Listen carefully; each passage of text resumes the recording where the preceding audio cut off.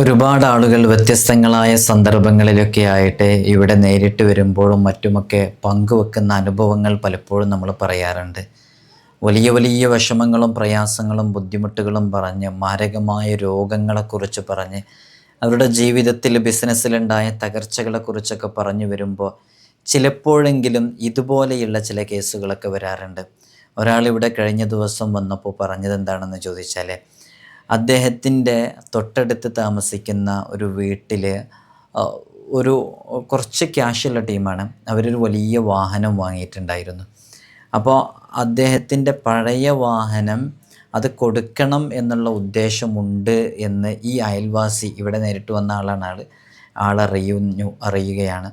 അപ്പോൾ അത് തനിക്ക് തരും എന്നുള്ള ഒരു ധാരണയിലാണ് ഇങ്ങനെ നിൽക്കുന്നത്. വെറുതെ കൊടുക്കുന്നല്ല, അത് ക്യാഷിന് തന്നെ ചെറിയ രൂപത്തിലൊക്കെ വില കുറച്ച് എനിക്ക് കിട്ടുമെന്ന ധാരണയിലാണ് ഇരിക്കുന്നത്. തൊട്ടപ്പുറത്ത് മറ്റൊരു അയൽവാസിയുണ്ട്. ആ അയൽവാസി പ്രതീക്ഷിക്കുന്നത് അയാൾക്കും കിട്ടണം എന്നുള്ളതാണ്. പക്ഷെ നേരിട്ട് ഇതിങ്ങനെ ചോദിച്ചു വാങ്ങിക്കുന്നത്, ഇതിൽ ആർക്കെങ്കിലും ഒരാൾക്ക് കൊടുക്കാനുള്ള ചാൻസ് ഉണ്ട്. പക്ഷേ അപ്പുറത്തുള്ള അയൽവാസിക്ക് അറിയൂല ഇത് ഇദ്ദേഹത്തിന് ഇങ്ങനത് എടുക്കണമെന്ന് ആഗ്രഹമുണ്ട് എന്നൊന്നും അറിയൂല. ഈ രണ്ട് അയൽവാസികൾ തമ്മിൽ, ഈ കാർ വാങ്ങിച്ച ആളല്ല, രണ്ട് അയൽവാസികൾ തമ്മിൽ ചെറിയൊരു അസ്വാരസ്യങ്ങൾ മനസ്സിലുണ്ട്. അവർ തമ്മിൽ ചെറിയ പിണക്കങ്ങളൊക്കെ ആയിട്ടുണ്ട്. അപ്പോൾ ഇതിങ്ങനെ നിൽക്കുന്നതിൻ്റെ ഇടയിൽ, ആശങ്കയിൽ ഇങ്ങനെ നിൽക്കുന്നതിൻ്റെ ഇടയിലാണ് ഒരിക്കൽ തൻ്റെ വീടിൻ്റെ മുമ്പിലൂടെ ആ വാഹനം കൊണ്ട് മറ്റേ അയൽവാസി യാത്ര ചെയ്യുന്നത്. അത് കണ്ടപ്പോഴാണ് യഥാർത്ഥത്തിൽ ഇദ്ദേഹത്തിന് മനസ്സിലായത്, എൻ്റെ ജീവിതം തകർക്കാൻ വേണ്ടിയിട്ടും എന്നെ ഉയരാൻ കഴിയാത്ത രൂപത്തിൽ ആക്കാനൊക്കെ വേണ്ടിയിട്ടാണ് ഇയാൾ പ്രവർത്തിക്കുന്നത് എന്നുള്ളൊരു ചിന്തയാണ് ഇയാളെ മനസ്സിലേക്ക് വന്നിട്ടുള്ളത്. നമ്മൾ ശരിക്ക് ഇയാളുടെ കാര്യങ്ങളൊക്കെ ചോദിച്ച് മനസ്സിലാക്കിയപ്പോൾ നമുക്ക് ബോധ്യപ്പെട്ടതാണെങ്കിൽ അതിന് ഓപ്പോസിറ്റായിരുന്നു. ഇത് ശരിക്കൊരു അസൂയയാണ് എന്ന് ആണ് എനിക്ക് മനസ്സിലായത് കേട്ടോ. അപ്പോൾ ഞാനത് അദ്ദേഹത്തോട്, കിട്ടിയൊരവസരമാണല്ലോ, ഇത്തരം സന്ദർഭങ്ങളൊക്കെ നമ്മൾ ഉപയോഗപ്പെടുത്തുക എന്നുള്ളതാണ്. നമ്മളത് കൃത്യമായിട്ട് അവരോട് പറഞ്ഞ് മനസ്സിലാക്കി കൊടുത്തു. ഇത് യഥാർത്ഥത്തിൽ ഞാൻ ഈ പറയുന്ന രൂപത്തിൽ നിങ്ങൾ ചിന്തിക്കുകയാണെങ്കിൽ നിങ്ങൾക്കിതൊരു പ്രശ്നമായിട്ട് തോന്നൂല. നിങ്ങൾ പറയുന്നു അയാൾ നിങ്ങൾക്കെതിരെ പ്രവർത്തിക്കുന്നു, നിങ്ങളുടെ തകർച്ച അയാൾ കാണുന്നു, നിങ്ങൾക്ക് അയാൾ സ്ഥലം തരുന്നില്ല, നിങ്ങൾക്ക് അയാൾ വേറെ കാര്യം എന്തോ സ്ഥലവുമായി ബന്ധപ്പെട്ട എന്തൊക്കെയോ വിഷയങ്ങളുണ്ടതിൽ, അപ്പോൾ അതൊന്നും തരുന്നില്ല എന്ന് നിങ്ങൾ ധരിക്കുന്നതാണോ? അത് റിയൽ ലൈഫിൽ അങ്ങനെ ഉണ്ടോ? നമുക്കൊന്ന് വിശകലനം നടത്തി നോക്കിയാലോ? ഞാൻ കുറച്ച് ചോദ്യങ്ങൾ നിങ്ങളോട് ചോദിക്കാം, നിങ്ങളതിന് മറുപടി പറയൂ, എന്നിട്ട് നമുക്ക് തീരുമാനിക്കാം അതെന്താ സംഭവം എന്നുള്ളത്. ഇത്തരം സന്ദർഭത്തിലൂടെ പലപ്പോഴും നമ്മളും കടന്നു പോയേക്കാം. അത്തരം സന്ദർഭത്തിൽ നിന്ന് നമുക്കെങ്ങനെ രക്ഷ നേടാം? ഇത്തരം തടസ്സങ്ങൾ ഇത് യഥാർത്ഥത്തിൽ തടസ്സങ്ങളാണോ എന്നുള്ളതാണ് നമ്മളിവിടെ ചർച്ച ചെയ്യുന്നത്. അള്ളാഹു നമുക്ക് പഠിക്കാനുള്ള തൗഫീഖ് നൽകി അനുഗ്രഹിക്കുമാറാകട്ടെ. വിഷയത്തിലേക്ക് പ്രവേശിക്കുന്നതിൻ്റെ മുമ്പ് എല്ലാ ദിവസവും നമ്മൾ സൂചിപ്പിക്കാറുള്ളത് പോലെ തന്നെ നേരിട്ട് കാണാനുള്ള ഡേറ്റ് ചൊവ്വാഴ്ചകളിൽ മാത്രമാണ്. ചൊവ്വാഴ്ച നേരിട്ട് വരാൻ ബുക്ക് ചെയ്യാൻ വിളിക്കേണ്ടത് ഞായറാഴ്ച 10 മണിക്കാണ്. വിളിച്ച് ബുക്ക് ചെയ്തതിന് ശേഷം മാത്രമേ വരാവൂ എന്ന് ഓർമ്മപ്പെടുത്തണം. നമ്മളിതിൻ്റെ അപ്ഡേഷനും കാര്യങ്ങളൊക്കെ ഇൻസ്റ്റഗ്രാമിലും വാട്സപ്പിലൊക്കെ അപ്ഡേറ്റ് ചെയ്യാറുണ്ട്. അതിൻ്റെ ലിങ്ക് ഡിസ്ക്രിപ്ഷനിൽ കൊടുത്തിട്ടുണ്ട്, അവിടെ നോക്കിയാൽ നിങ്ങൾക്കതൊക്കെ കാണാനും സാധിക്കുന്നതാണ്. ഇവിടെ യഥാർത്ഥത്തിൽ എന്താ സംഭവിച്ചതെന്ന് വെച്ചാൽ, ഈ ഇവിടെ വന്നിരുന്ന ആ ആളിൻ്റെ അയൽവാസി ഒരു വാഹനം വാങ്ങി എന്നുള്ളതാണല്ലോ നമ്മൾ പറഞ്ഞത്. അപ്പോൾ ആ വാഹനം വാങ്ങിയപ്പോൾ മറ്റേത് അത് എനിക്ക് നൽകുമെന്ന ധാരണയിലാണ് നിൽക്കുന്നത്. ഇത് ഇതേപോലെ മറ്റൊരാൾക്ക് കൊടുക്കണമെന്ന് ആ അയൽവാസിയുടെ മനസ്സിലുണ്ടായിരുന്നതാണ്. അല്ലാതെ ഇദ്ദേഹത്തിന് കൊടുക്കരുത് എന്ന രൂപത്തിൽ മറ്റേ അയൽവാസി ഇയാളോട് പോയിട്ട് ചോദിച്ചു വാങ്ങിച്ചതൊന്നും അല്ല യഥാർത്ഥത്തിൽ. അത് അങ്ങനെ ചോദിച്ചു വാങ്ങിക്കുന്ന ഒരാളും അല്ല അത്. പക്ഷെ ഇയാൾ മനസ്സിൻ്റെ ഉള്ളിൽ ഇതിങ്ങനെ ചിന്തിച്ചു കൊണ്ട് നടക്കുകയാണ്, ഇത് ഞാൻ വാങ്ങിക്കാതിരിക്കാൻ വേണ്ടി ബോധപൂർവം വാങ്ങിയതാണ്, അല്ലാതെ അങ്ങനെ വാങ്ങേണ്ട ആവശ്യമില്ല എന്നൊക്കെ. അത് എനിക്ക് കിട്ടേണ്ടതായിരുന്നു, അത് അവനതെടുത്തു എന്നുള്ളതാണ് ഇയാളുടെ ഒരു പ്രശ്നം എന്നുള്ളത്. യഥാർത്ഥത്തിൽ ഇതൊരു പ്രശ്നമല്ല. നമ്മൾ ഇതിനു വേണ്ടിയിട്ട് അദ്ദേഹം കുറേ മനസ്സുകൊണ്ട് ദുആ ചെയ്തു എന്നൊക്കെ പറയുന്നത്, നിസ്കാരത്തിന് ശേഷത്തിലൊക്കെ എപ്പോഴും ഇങ്ങനെ ദുആ ചെയ്തു, അത് എനിക്ക് അയാൾ തന്നിരുന്നെങ്കിൽ എന്ന് ദുആ ചെയ്തു എന്നുള്ളതാണ്. അപ്പം അങ്ങനെ ദുആ ചെയ്തപ്പോൾ അള്ളാഹു അത് കൊടുത്തത് മറ്റവർക്കാണെന്ന്. ഇയാളുടെ മനസ്സിലുള്ള വിഷമങ്ങളൊക്കെ നമ്മളിങ്ങനെ ഓരോന്നിങ്ങനെ അഴിച്ചിങ്ങനെ കൊണ്ടുവരാൻ വേണ്ടി ശ്രമിച്ചു.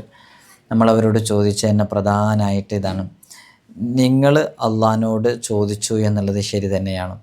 അള്ളാഹു മനസ്സിലാക്കിയത്, അള്ളാഹു തീരുമാനിച്ചത് അത് നിങ്ങൾക്ക് ലഭിക്കേണ്ട, അത് മറ്റവർക്ക് ലഭിക്കണം എന്നാണ്. നിങ്ങൾക്കതിനേക്കാളും ഹൈറായ ഒന്ന്, അതിനേക്കാളും മെച്ചമായൊരു വാഹനമോ അതിനേക്കാളും നല്ലൊരു തീരുമാനം റബ്ബ് സുബ്ഹാനഹു വ തആല ഇനിയുള്ള കാലത്ത് കണക്കാക്കിയിട്ടുണ്ടെങ്കിലോ, നിങ്ങൾ അള്ളാഹ് എനിക്ക് തന്നില്ല, അള്ളാഹ് എനിക്ക് ഞാൻ ഒരുപാട് നേരം ചോദിച്ചിട്ട് തന്നില്ല എന്നുള്ള ഈ സങ്കടങ്ങളൊക്കെ അത് തരുമ്പോൾ എന്തായിരിക്കും അതിൻ്റെയൊക്കെ അവസ്ഥ? മാത്രമല്ല അത് നമ്മുടെ ഒരു അയൽവാസിയല്ലേ. ആ അയൽവാസി അതിൽ യാത്ര ചെയ്യുന്നതും അതിലൂടെ സഞ്ചരിക്കുന്നതൊക്കെ കാണുമ്പോൾ യഥാർത്ഥത്തിൽ ഒരു മുഅ്മിനാണെങ്കിൽ നമുക്ക് ഇഷ്ടമല്ലേ വേണ്ടത്, നമുക്ക് സന്തോഷമല്ലേ വേണ്ടത്? ഹബീബായ സല്ലല്ലാഹു അലൈഹി വസല്ലം തങ്ങൾ പറയുന്നത് തന്നെ എന്താ? നിനക്ക് ഇഷ്ടപ്പെടുന്നത് നിൻ്റെ സഹോദരനും ഉണ്ടായി കാണാൻ നീ ഇഷ്ടപ്പെടുന്നത് വരെ ഈമാൻ പൂർണ്ണാകൂല എന്നുള്ളതാണ്. ഹബീബായ സല്ലല്ലാഹു അലൈഹി വസല്ലം തങ്ങൾ പറയുന്നത് അങ്ങനെയാണ്. നിനക്ക് ഇഷ്ടപ്പെടുന്നത് നിൻ്റെ സഹോദരനും ഇഷ്ടപ്പെടുന്നത് വരെ നീ പൂർണ്ണ ഈമാനിൻ്റെ ഉടമയാകൂല എന്നുള്ളതാണ്. അപ്പോൾ നമ്മുടെ ഈമാൻ ഒന്നുകൂടെ ദൃഢപ്പെടാനല്ലേ അത് കാരണമാകേണ്ടിയിരുന്നത്. ഇതെന്ത് തിരിച്ചായി? ഞാനിങ്ങനെ അദ്ദേഹത്തോട് ഇങ്ങനെ കിട്ടിയ സമയം ഇങ്ങനെ ഉപയോഗപ്പെടുത്തി ഇങ്ങനെ സംസാരിച്ചുകൊണ്ടിരിക്കുന്നു. അദ്ദേഹം അതൊക്കെ ഇങ്ങനെ കേട്ടുകൊണ്ടിരിക്കുന്നുണ്ട് കേട്ടോ, കൃത്യമായിട്ട്. അപ്പോൾ നിങ്ങൾക്കത് ആഗ്രഹം ഉണ്ടായിരുന്നു. ഈ ആഗ്രഹം നിങ്ങൾ മുൻകൂട്ടി അദ്ദേഹത്തോട് പറഞ്ഞിട്ടുണ്ടായിരുന്നു. പറഞ്ഞിട്ട് നിങ്ങൾക്ക് നൽകാതിരിക്കപ്പെടുന്നതാണോ? അതല്ല നിങ്ങൾക്കിങ്ങനെ ഈ വാഹനം ലഭിക്കണം എന്ന് ആഗ്രഹം ഉണ്ടായിട്ട് അത് അറിഞ്ഞിട്ടാണോ ആ അയൽവാസി നിങ്ങൾക്ക് ലഭിക്കരുതെന്ന് കരുതിയിട്ടാണോ ആ വാഹനം വാങ്ങിയിട്ടുള്ളത്? അപ്പോൾ അയാൾ പറഞ്ഞു അതെ അങ്ങനെ തന്നെ ആയിരിക്കണം എന്ന്. ഞാൻ ചോദിച്ചു അതെങ്ങനെ നിങ്ങൾക്ക് മനസ്സിലായി അങ്ങനെ തന്നെയാണെന്നുള്ളത്? അല്ല മനസ്സിലായിട്ടില്ല, എനിക്കങ്ങനെ തോന്നുക, അത് തോന്നലുകൾ മാത്രമാണ്, അങ്ങനെ സംഭവിച്ചോളൂ. ഇങ്ങനെ നമ്മൾ ചില കാര്യങ്ങളൊക്കെ നമ്മൾ ചിന്ത കൃത്യമായി നല്ല ബുദ്ധിയോടുകൂടെ കൊണ്ടുപോയാൽ യഥാർത്ഥത്തിൽ ഇത്തരം ചിന്തകളൊക്കെ നമ്മുടെ മനസ്സിലേക്ക് ഇബ്ലീസ് കൊണ്ടുവന്നതാണ് എന്ന് നമുക്ക് ബോധ്യപ്പെടുന്ന രൂപത്തിലായിരിക്കും ഉണ്ടാവുക. അങ്ങനെയാണ് യഥാർത്ഥത്തിൽ. ഇതൊക്കെ ശരിക്കും ഇബ്ലീസിൻ്റെ ഭാഗത്തു നിന്നുള്ള ചിന്തകളാണ്. അത്തരം ചിന്തകൾ നമ്മെക്കുറിച്ച് ഏറ്റവും നന്നായി അറിയുന്ന റബ്ബ് അല്ലാഹു സുബ്ഹാനഹു വ തആല നമുക്ക് നല്ലതേ വിധിക്കുകയുള്ളൂ. ചിലപ്പോൾ ആ നന്മ മനസ്സിലാക്കാൻ നമുക്ക് കൂടുതൽ സമയമെടുക്കേണ്ടി വരും എന്നതാണ് നമ്മൾ ചിന്തിക്കേണ്ടത്. ഇപ്പം നമ്മൾ ഒരു ഉദാഹരണം വാങ്ങാം. നമ്മളൊരു പുതിയ കാറ് വാങ്ങിയെന്ന് സങ്കല്പിക്കാം, അല്ലെങ്കിൽ ഒരു പുതിയ വീട് വെച്ചെന്ന് സങ്കല്പിക്കാം, അല്ലെങ്കിൽ നമ്മുടെ മക്കൾക്ക് എൻട്രൻസ് എക്സാമിൽ ഉയർന്ന സ്ഥാനം ലഭിച്ചു എന്ന് സങ്കല്പിക്കാം, എന്നാൽ നല്ല റാങ്ക് ലഭിച്ചു എന്ന് സങ്കല്പിക്കാം. ഇത്തരം സാഹചര്യങ്ങളിൽ അന്യർ നമ്മോട് അസൂയ വെക്കുമ്പോൾ നാം ചിന്തിക്കുന്നതും പറയുന്നത് എന്താണ്? ആളുകൾക്കെല്ലാം എന്തിനും അസൂയാണ്, നമ്മൾ ഉയരുന്നത് ആർക്കും ഇഷ്ടമില്ല, ആളുകൾക്ക് അവരെക്കാൾ ആരും മെച്ചപ്പെടരുത് എന്നാണ്, ഒരാൾ നന്നാവുന്നത് ആർക്കും കണ്ടുകൂടാ, ആളുകൾക്ക് അസൂയ കൊണ്ടാണ് ഞാൻ മെച്ചപ്പെടാത്തത്. ഇങ്ങനെയൊക്കെ നമ്മുടെ ചിന്തകളിലേക്ക് പലപ്പോഴും വരാറില്ലേ? ഇത്തരം സന്ദർഭങ്ങളിൽ നമ്മളങ്ങനെ ചിന്തിക്കാനൊന്നും പാടില്ല എന്നുള്ളതാണ്. നമ്മളെല്ലാവരെക്കുറിച്ച് എപ്പോഴും നല്ലത് ചിന്തിക്കുക. നമ്മൾ മനസ്സിലാക്കേണ്ടത് ആര് തന്നെ എന്തസൂയ വെച്ചാലും, ആര് നമുക്കെതിരെ പ്രവർത്തിച്ചാലും, നമ്മുടെ രണ്ട് ചുണ്ടുകൾക്കിടയിലാണെങ്കിലും അത് അള്ളാഹു വിധിച്ചതല്ലെങ്കിൽ നമുക്ക് ലഭിക്കുകയില്ല.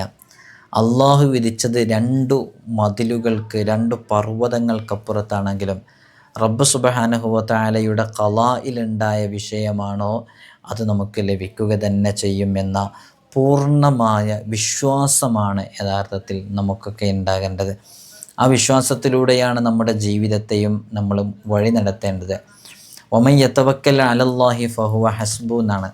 നമ്മൾ അള്ളാഹുവിൽ എന്താണോ ഭരമേൽപ്പിക്കുന്നത് ആ ഭരമേൽപ്പിക്കുന്ന കാര്യം നമുക്ക് ലഭിക്കുന്നുള്ളതാണ്. ആളുകൾ അസൂയ വെക്കുന്നു എന്ന് ഞാൻ അവരെക്കുറിച്ച് ചിന്തിക്കുന്നതിലൂടെ ഞാനും എൻ്റെ ഹൃദയവും ചീത്തയാകുന്നു എന്നുള്ളതാണ് നമ്മളൊക്കെ മനസ്സിലാക്കേണ്ടത്. ഒരാളെക്കുറിച്ച് മോശമായി ചിന്തിക്കാൻ പാടില്ല എന്നുള്ളതാണ്. എന്ത് പ്രശ്നങ്ങളുണ്ടെങ്കിലും നമുക്ക് കൃത്യമായ തെളിവ് കിട്ടാതെ നമ്മൾ ഒന്നിനെക്കുറിച്ചും പറയരുത്. ഇപ്പോൾ നോക്കൂ, നമ്മൾ ഈ കാറിൻ്റെ വിഷയത്തിൽ തന്നെ വന്നാൽ, ഈ കാറ് ഈ മുതലാളി ശരിക്ക് അദ്ദേഹത്തിന് കൊടുത്തത് നേരത്തെ ഞാൻ പറഞ്ഞ 2 പോയിൻറ്റിലൂടെയാണ്. നമ്മൾ ഈ മുതലാളിയോട് പോയിട്ട് ചോദിച്ചിട്ടില്ല, ഈ കാറ് എനിക്ക് നൽകുമോ എന്ന് ചോദിച്ചിട്ടില്ല. ഒന്നത്. രണ്ടാമത്തത്, അദ്ദേഹം അത് എനിക്ക് കിട്ടരുതെന്ന് കരുതിയിട്ട് ബോധപൂർവം പോയി വാങ്ങിച്ചതാണ് എന്നുള്ളതിന് നമുക്കൊരു തെളിവും കിട്ടിയിട്ടില്ല. പിന്നെ നമ്മൾ എന്തിനാണ് അതിൽ അസൂയപ്പെടുന്നത്? ഇങ്ങനെ നിങ്ങൾ നിങ്ങളുടെ വീട്ടിൽ നടക്കുന്ന ഏത് പ്രശ്നങ്ങളെക്കുറിച്ചും ചിന്തിച്ചു നോക്ക്. അതിലൊക്കെ യഥാർത്ഥത്തിൽ ഇതുപോലെയുള്ള അതിൻ്റെ ആ ഒരു വിഷയത്തിൻ്റെ ആഴങ്ങളിലേക്ക് ഇറങ്ങുമ്പോൾ നമ്മുടെ ഭാഗത്ത് തെറ്റുകളുള്ളതായിട്ട് നമുക്ക് ബോധ്യപ്പെടാം. ആ തെറ്റുകൾ നമ്മൾ തിരുത്താൻ വേണ്ടി തയ്യാറാകണം. നല്ല രൂപത്തിൽ നമ്മുടെ ജീവിതത്തെ ക്രമപ്പെടുത്തണം. അള്ളാഹു തൗഫീഖ് നൽകി അനുഗ്രഹിക്കുമാറാകട്ടെ. അസ്സലാമു അലൈക്കും.